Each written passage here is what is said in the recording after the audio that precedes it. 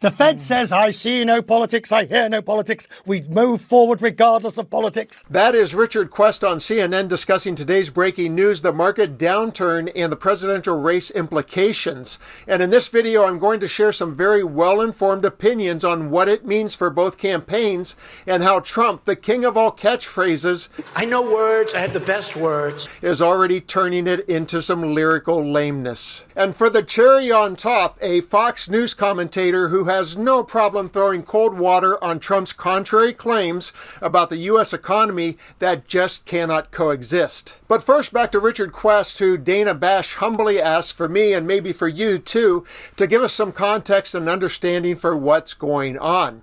And then we'll try to peek into Donald's orange dome as he attempts to use the event to try to change the news cycle narrative from the racist and misogynistic loop he finds himself trapped in. CNN's Richard Quest is here to break it all down and try to explain to our viewers and to me why this is happening. Explain the sell-off. The fundamental reason for the sell-off is the fears that the Fed's high interest rates, 11 increases in 2 years, has basically clobbered inflation and has also hobbled the general economy. We saw that on Friday with the unemployment and the job creation numbers. They were poor to bad. Not dreadful, poor to bad. And since you're talking inside politics, you have to factor this in to the equation. Donald Trump is already calling this the Kamala crash. There is a political angle to this. There's politics reeking throughout. Trump cash versus Kamala crash. So that's Trump's new jingle that he wants the base to repeat. Trump cash, Kamala crash. We'll see if that catches on, but maybe they can intercept and recycle those Let's Go Brandon flags that are headed to the landfills and cover them with that oddness. Now more from that CNN program on how Trump will play to the numbers to draw attention away from his recent blunders, and that will set us up perfectly for the Fox put down. I just want to ask you, because you know Donald Trump's brain on these things more than anything, as you were talking about what they're doing with the brat meme, I'm thinking about back in 2020 when the stock market, the economy was really great pre-COVID, and he was feeling wonderful. And although the stock market isn't, Wall Street isn't Main Street, and they're definitely different. He's a New Yorker, and that's his worldview. It's his go-to. It's his go-to. And he has treated the stock market as something of a pole. We saw that in the White House years well before COVID. In 2017, when he did his tax cuts and then he did his tariffs, and he had some of his advisors, most of them outside the White House, but not only outside the White House, saying to him, these are creating cross currents and this is potentially a problem. He would say the stock market's doing great, the stock market's doing great. And he often looks to some tangible, and often it's numerical, sign that he can say, look, see, I was right. And so, look, he has set this up a bit where it's heads he wins, tails everyone else loses. He says if there's a crash. That's shocking, Maggie. Right. If it's a crash, it's because, he was right. And if there isn't a crash, it's because they want him back and they know he might be coming back. So that, of course, is a page from the Trump playbook, and I love how she put it. Heads I win, tails you lose. It's accurate, and it captures the adolescent tone of how Trump's mind often works. And now for the Fox commentator I promised.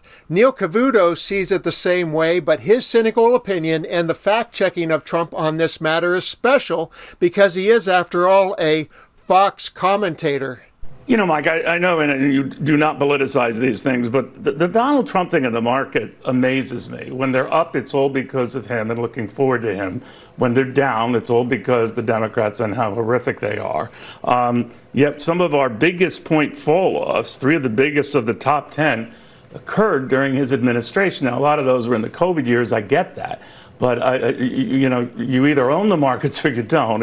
It does confuse me. So as a businessman, do you think Donald Trump has any special advantage in steering the economy? I don't think so, because what he might understand as a capitalist is offset by the shady opportunist he is.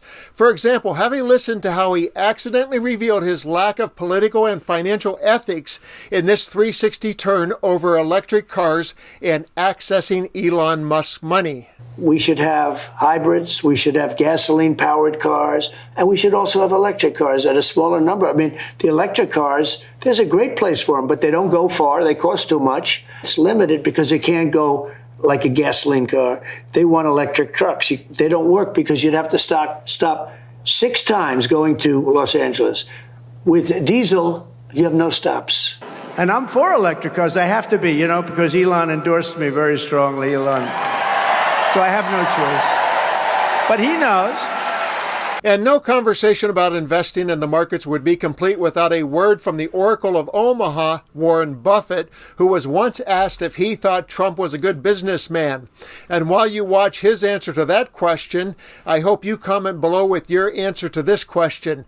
Does a change in the market change your vote in November, or is your position locked in? I'm Dan, and thanks for watching, and together let's continue to occupy democracy. His publicly traded Trump casino empire business, no major U.S. company filed for Chapter 11 bankruptcy. More.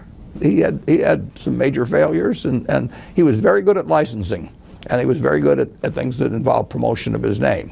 Actual operation of the businesses in the 1980s and 1990s, it left him essentially bankrupting, multiple companies. But I would say he understands business. But his record has been better at licensing and than operations. Putting out his own capital. Yeah. Well, I'm the king of banking. Oh, am I good at banking? I understand money better than anybody. Nobody knows the system better than me.